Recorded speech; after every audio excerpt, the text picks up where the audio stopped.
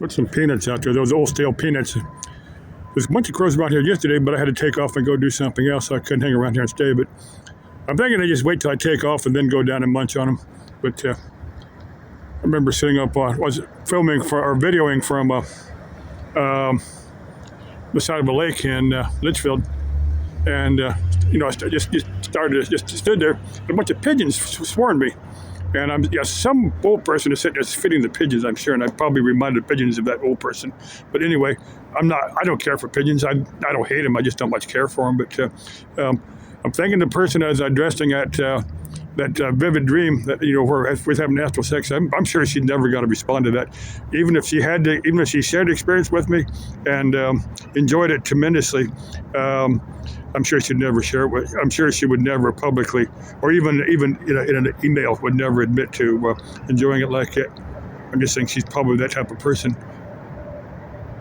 I think she's very, very personal, and she's been hurt a few times, and I can certainly understand that. But anyway, let me show you a few things I'm downloading here. One thing I wanted to address was Amiria.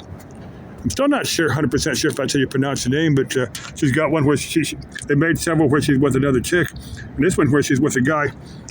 Where is why Gegan?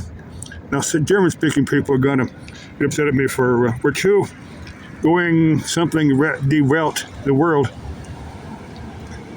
I think it's two.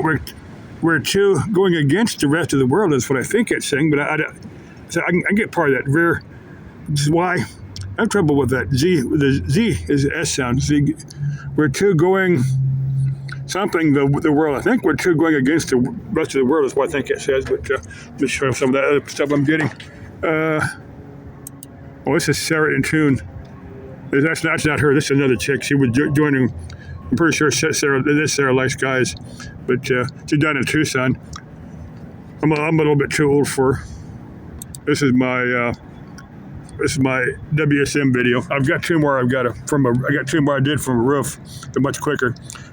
That was right after I'd had that dream. Maybe about 6 or 8 hours after I had that dream, and I want to talk about it. But I think we all look forward to that type of dream, or most people do. And one thing I was trying to do, I doubt I'll ever do it, but one thing Robert Monroe did. If you've ever read Robert Monroe, he's been dead for 30 years, but he got into astral projection accidentally. He was a businessman, an electronics engineer, very smart man, but he was messing around with deep relaxation methods, and he messed with different audio, sound techniques, and if you listen to Hemisync, what Hemisync does, let's say you put if you've ever heterodyne. You use two frequencies to create a third frequency. That's what heterodyne is, like AM, super heterodyne AM radio. That's what AM. They'll use what they'll do, they use two frequencies 455 kilohertz apart, and that produces a third frequency at 455 kilohertz. They use that as the intermittent. That's how AM radio works. The analog AM radio. But anyway, Hemisync would use two, let's say, frequency, audio frequency in one ear, and audio frequency in the other ear, just maybe 1 or 2 hertz off. So you couldn't consciously detect it, but your mind on some level would perceive it, and it had some relaxing effect. Certain frequencies had some. But anyway, he was playing around with that, and he got into deep relaxation, and he found himself wandering out of bed.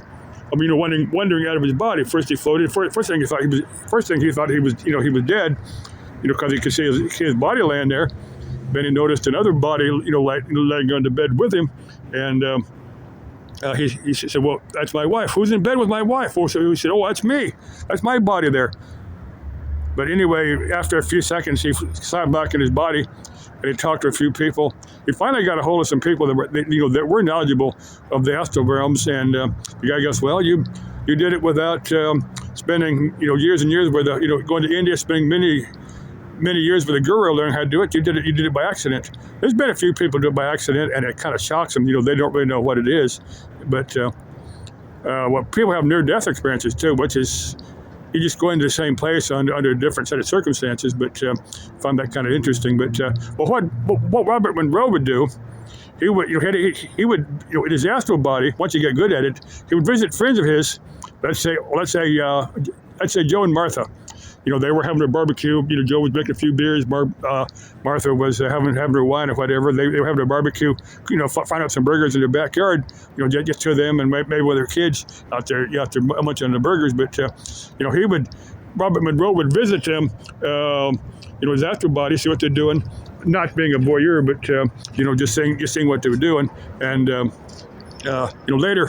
He would have them over, maybe 4 or 5 friends over the house, and ask a couple, "Hey, you do anything special over the weekend?" And Joe and Martha would say, "Yeah, we had a barbecue in the backyard. Drink a few beers. Martha had a few glasses of wine. We had a good old time. Listen to music."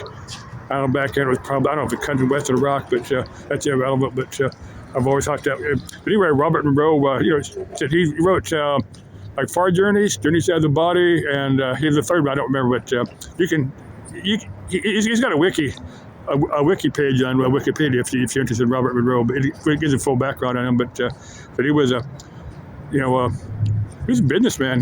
Like I said, he had several companies, and his institute is still going in Virginia. He's got a Monroe Institute in Virginia. You can look at it. You can take classes down there.